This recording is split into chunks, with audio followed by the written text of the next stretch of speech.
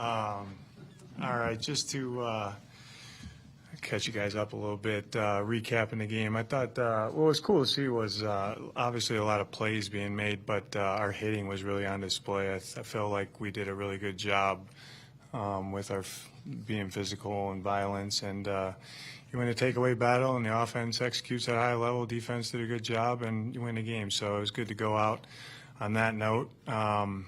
Today, met with most of the players. I got to meet with some players. I still have to meet with some players tomorrow. I got some meetings tomorrow, and then they got a little bit of a break. And then got to figure out some ways to improve our football team. So that's what I'll be doing here the next week, and excited about it. Coach, most of the guys we talked to in the locker room this morning were pleased with the win yesterday, but not happy with the season and how it ended up and not making the playoffs. What's your stance there? Yeah, probably about the same. You know, I told them today, you know, I'm disappointed we're not playing right now. And that's, you know, falls on me first, and it's our own doing. And I also told them the game's fair. You know, we shouldn't be playing right now. You know, it's tough to take on the chin. But I think when you can take it on the chin like that, you should improve and grow and learn and become better. So that's what we all have to do from it. Do you feel like you're trending in the right direction? Because you talk about improving. You improved the win total from 4 to 8 this year. Yeah, I do. I mean, we won more games this year, you know. I do think we're on the right path. We just got to stay on it. In what areas do you feel like you guys made the most growth to make that win jump possible?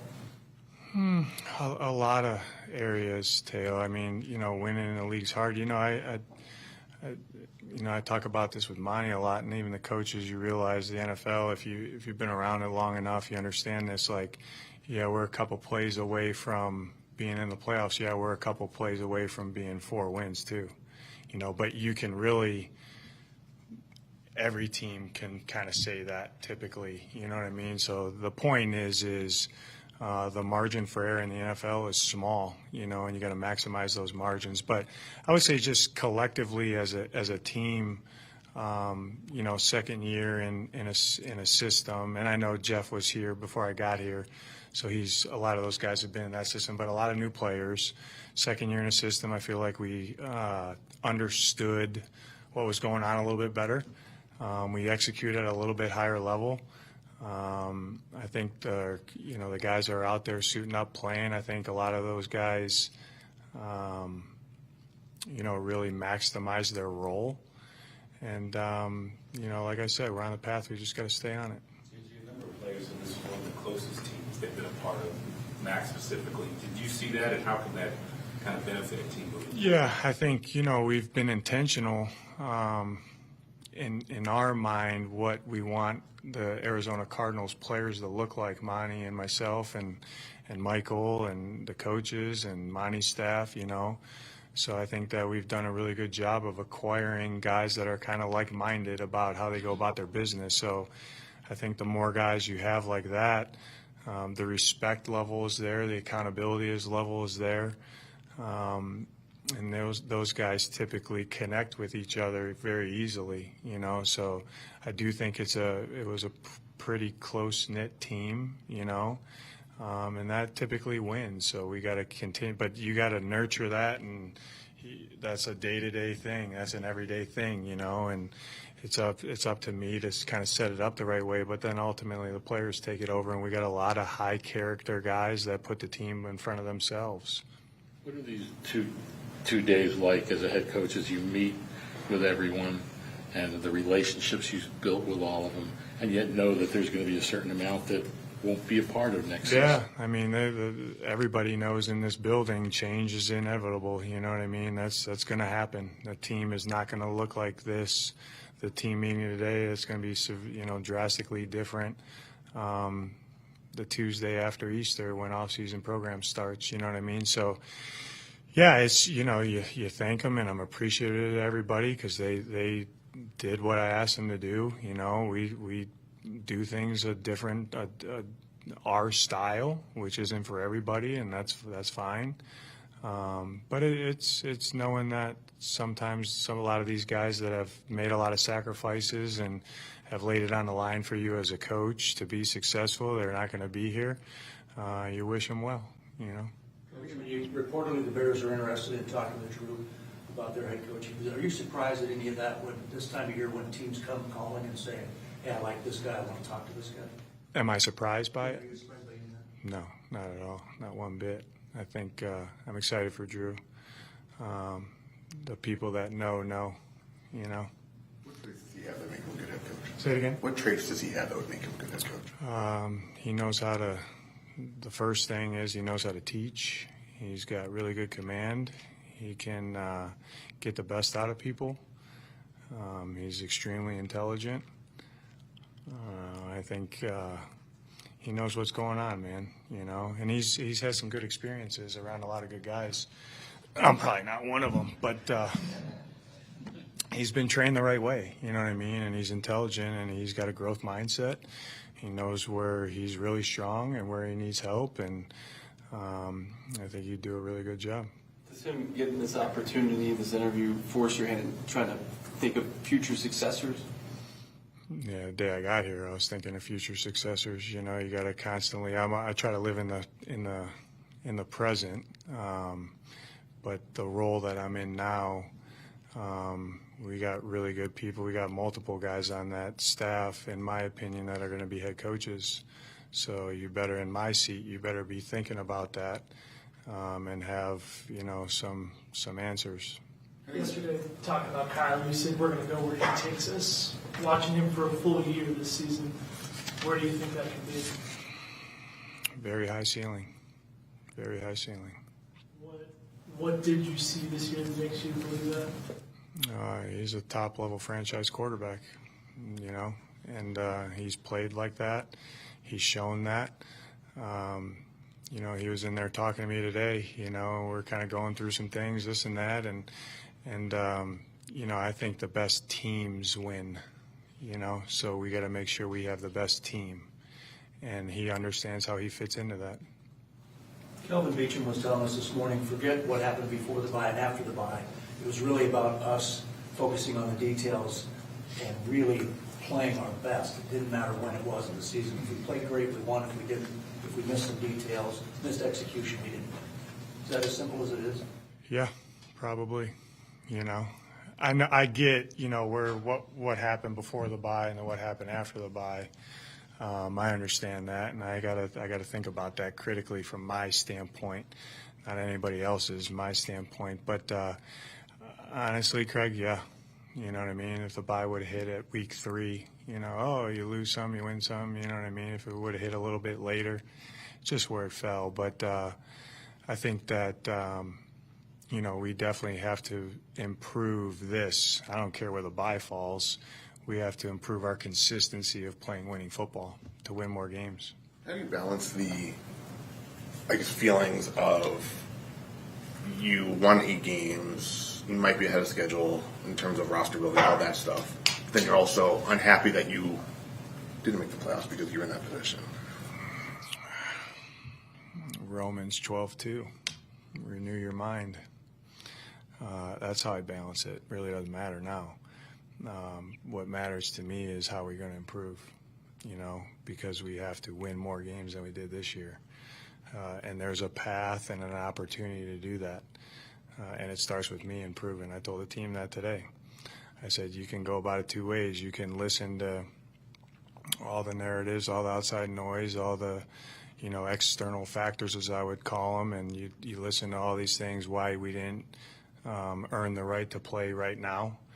Or you can go about it in a way that says, you know what, I didn't do a good enough job in the role that I'm in, take that on the chin, and then improve from it. And that's how I'm going to go about it, and I know they will too. Last season when we spoke to you, and afterwards you said that the 2023 team is competitive. That was the term you described them. What would you describe, and what term would you use to describe this year's team? Competitive. With the evaluation process of your process and of the coaching staff, what is the timeline the next couple of weeks for you? As far as it relates to? Evaluating, you're big on the process this year, what worked Yeah. and doesn't work, also with your coaching staff, what was... Yeah, good question, Danny. Yeah, I'm going to get to it. You know, today and tomorrow is a little bit more about player-centric with me. and obviously taking all the information from everybody involved serving the players, and then I kind of put it in summation and have a one-on-one with everybody, because then that sets forth a plan for those guys to improve. And then I'll take a look at everything, and see, hey, what are our ways to get better? What are our ways to improve? Because we need to do that, so, and then we'll get to that this next upcoming weeks. Will you make any changes to your staff? Say it again? Will you make any changes to your staff? I don't know yet. Do you know if you want to bring all those guys back, if they do want to come back, or is that also? Yeah, I hope we get everybody back. You know what I mean? You don't know how it's going to go, though. You talk about improving the team over the next few months. Everybody from the GM down has their own role in terms of getting the team better. I'm just curious, from your vantage point as a head coach, how can you help improve the team? Yeah, a lot. Laundry list.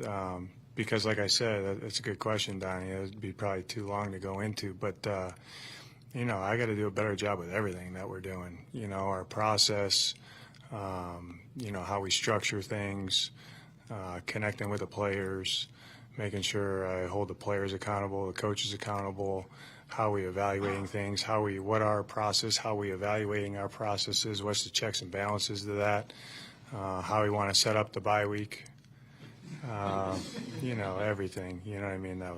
Hopefully that was a joke. I like to laugh, Howard, but that's real. Maybe we didn't do it the right way. You know what I mean? So I'm convicted with the path that we're on and our process is in place right now, but it would be foolish to think that we don't need to adjust and improve. So that's everything that goes into that, which is everything, because everything's underneath, my responsibility. We got to improve. Do you feel like you have a better grasp of the head coaching duties from the moment you stepped here up until now? Yeah, I think so. I mean, you learn on a job, you know what I mean? And now going into year 3, I got to do it better than year 1 and year 2, So it was a good learning experience for me this year. I made a lot of mistakes, and so you just try to learn and move on, and do better the next time. From the outside looking in, I think a lot of people thought this might be kind of a 3-year rebuild. I know you wanted to win before that, obviously, but does the next 12 months feel kind of uniquely pivotal to your success, to the team's success, that this 12 months is really important? Yeah, I'd say the next 12 hours, That's how I feel. I really do. The off season, there's really no off season,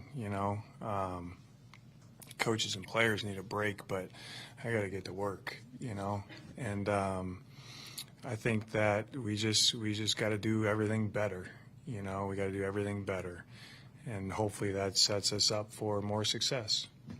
How do you think that those tweaks, whatever they might be, can translate then to getting in the game and making that pivotal third down, or not having a penalty the key time? How do you think that in a big picture translates?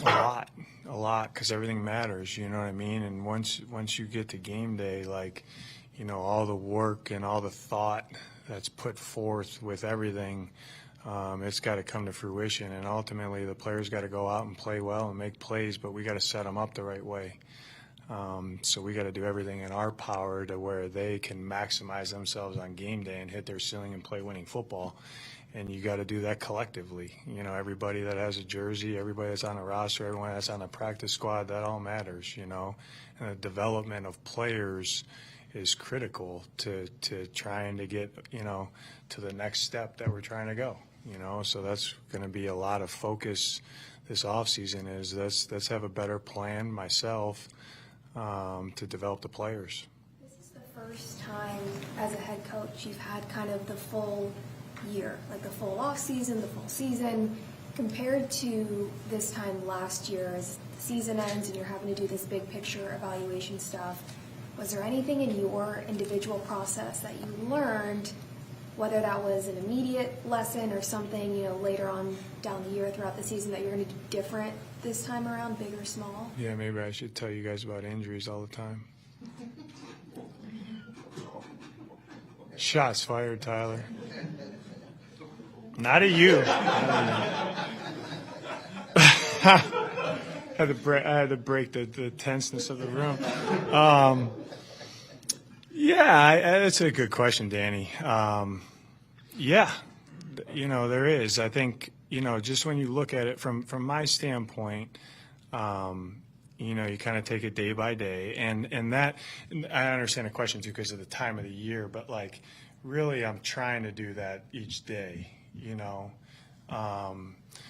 I read something the other day, like people say, I make quick decisions. I make quick decisions because I need to, not myself. This guy was talking about himself, who's a billionaire businessman, but I make quick decisions. It's only because I've thought about it more than anybody. So I can't make a quick decision. So there's a lot of things in my brain, you know what I mean, that I've thought about a lot. And now I got to put it into place, to help us. So that's what I'll do. Early in the evaluation process, heading into the offseason, is there any position groups that really stood out to you, just given their trajectory of where they were and what they got to? Would you say, yeah, I think so. I mean, I think, let me go with my baby. I think the back end did a really good job, and I don't think that we've played to our ceiling. I think we got another level to hit, to play better. I would say the front, we need to do better in the run game and better in the pass game, but we affected the passer through multiple games this year.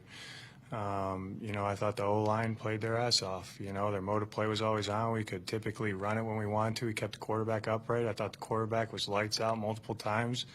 Skill guys were, really good. You know what I mean? Depending how they decided to play us. I think that, where they were the stress of how they were playing us, we affected their stress, whether it be in the run or the pass game.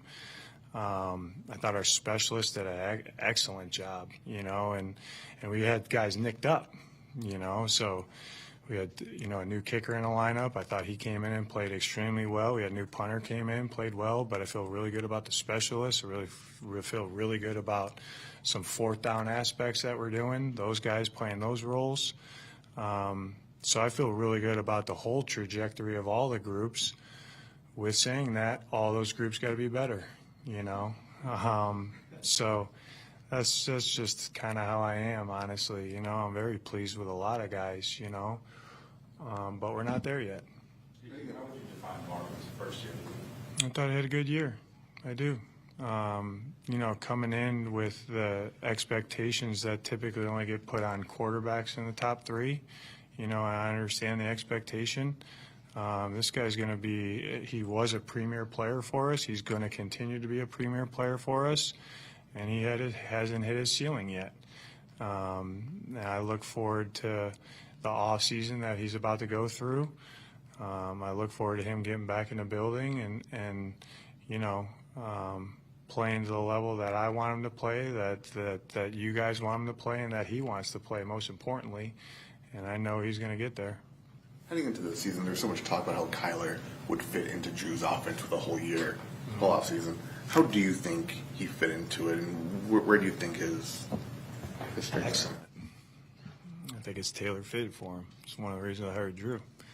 I knew that was the guy I wanted to play with, and I wanted to make sure that the system fit, in my mind, what his skill set was and is and will grow and continue to develop into. He was in my office for a long time. Like, he wants some plays back, you know what I mean? So do I. We all do. But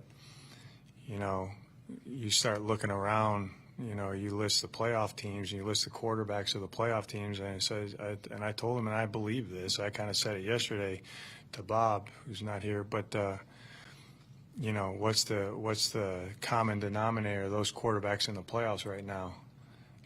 Is it, you could list all these different things, right? I said, I'll make it easy on you. It's good teams. That's what it is, So good quarterbacks are on good teams, So we got to do everything that we can to support him and put a good team around him. And then he's got to play to his level consistently, which I know he can do. A lot of players cited Nick Rallis, especially recently, is really evolving. And how would you assess his season, and how was it, going against some of those top play callers that you guys go against? Really good. Really good. Yeah, Paul. When I say we got a bunch of guys in there that are going to be head coaches, he's one of them.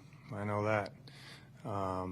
Just from a development standpoint, from a schematic standpoint, about understanding the game, about understanding defense, about understanding offense. I mean, this guy got hired, for multiple times, by me, I guess. Well, I mean, I guess by Zim first, but and then he's ascended extremely quickly. It's because he's talented, and he puts it to, and I'd say this, I think I'm a hard worker. There's no one that works harder than this guy, point blank. I mean, he's the hardest worker we got on our staff, and I'll tell anyone that. So, when you put those together, a lot of talent and a lot of work ethic and a growth mindset, typically you can become a good coach, and he has it all. You guys ended the season with a lot of guys on the shelf. What did you learn about yourselves and kind of the way that guys behind them were able to step up? Development of players is extremely important because in the NFL, you're not going to play with, week 10, who you play with week 1, week 2. It's going to look different every week. So that's the point of with the players, we got to develop all our players, and get them to hit their ceilings because you're going to need all those guys. And I think that and this is a thing I got to do a better job of what does that look like in a game week, So that's going to take a deep dive by me. Like, I know how we set it up this year, but can we do it a little bit better, because all those guys at some point are going to play. Whoever makes your 53, who's ever on the practice squad. I mean, we had a lot of guys coming in from different places playing, you know what I mean? But that's life in the NFL. That's everybody goes through that. It's how can we acclimate them as quick as possible and get them to play good football for us, winning football, and get them to hit their ceiling because that's what our job as coaches are, and then put them in positions to be successful. So, the development of players is critical. We're going to blow it to lose Jonah Williams twice. Yeah, he's a really good player for us, you know what I mean? So, but I'm proud of the way the guys stepped in for him and battled. I really am. But yeah, I look forward. I mean, Jonah's a good player, so obviously when you have good players out of the lineup, it hurts your operation. Do you anticipate all the guys Do you anticipate all the guys who ended the year injured being ready for training camp? Oh boy, that's a tough one off the top of my head. I don't know, Mark. I think so. Boy, tough one to go ahead. Name some. Will Hernandez, Jonah. I know Will's free agent. Yeah, I would just say this because off the top of my head, it's hard for me to answer. Each injury is different. Each rehab is going to be different. I was talking to Jesse Lucchetta. The timelines for those things are all different. And they're not going to be linear. There's going to be ups and downs with that. I do know this: the people that we have caring for our players, I think, are top notch. And as quick as they can be out there, they'll be out there ready to play. But we'll always do best by the player first when it comes to those things, and then get them healthy, and then get them trained up and ready to go. Okay, thank you guys. Appreciate it.